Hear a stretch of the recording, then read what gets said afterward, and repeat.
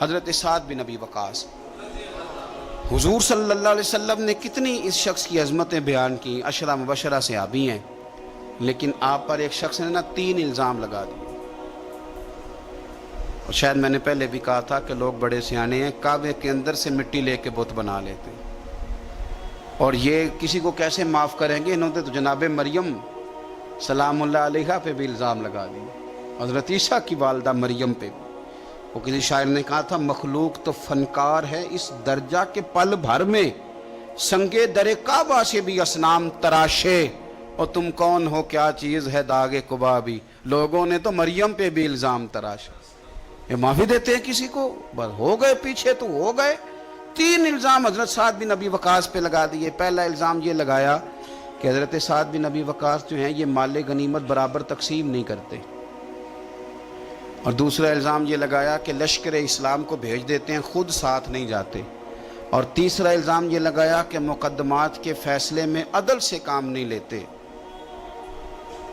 ایک یہ کہ یہ لشکر کے ساتھ خود نہیں جاتے، ایک مقدمات کا فیصلہ عدل سے نہیں کرتے، اور تیسرا یہ کہ یہ مال غنیمت عدل سے تقسیم ہے۔ حضرت سعد بن ابی وقاص کو بڑی تکلیف ہوئی، ہاتھ اٹھائے، کہا اللہ اگر یہ جھوٹا ہے نا تو اس کی عمر لمبی کر دے، اس کے فقر میں اضافہ کر دے، اسے فتنوں میں مبتلا کر دے۔ دعا کر دی، بات ختم ہو گئی۔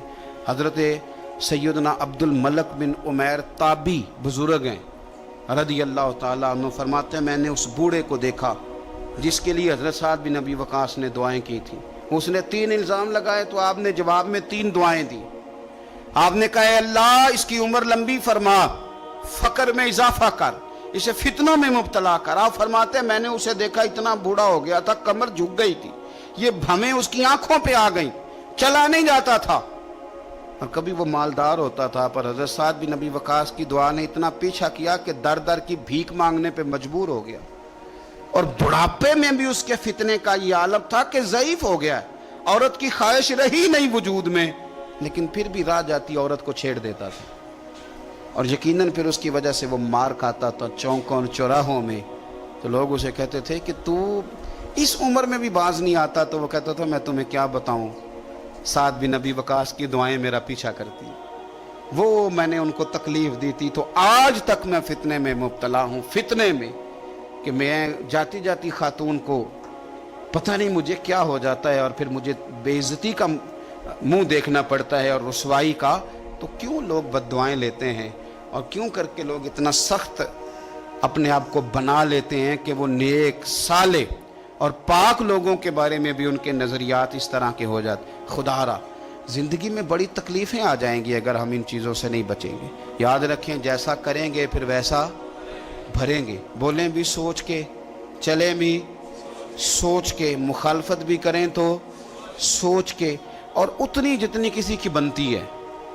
الزام بھی لگائیں تو خدا را اللہ سے ڈر کے، فٹافٹ نہیں، جلدی نہیں۔ آپ ہر چوتھے بندے کے بارے میں لوگ نہیں کہہ رہے فلانا پیسے کھاتا ہے، بھئی آپ نے دیے یا آپ گواہ بنے جب وہ کھا رہا تھا، آپ نے یہ کیسے بات کر دی؟ تو ہم تیزی کے ساتھ اس طرح کے اعمال اکٹھے کر رہے ہیں کہ جو ہمارے لیے اذیت کا سبب بنیں گے۔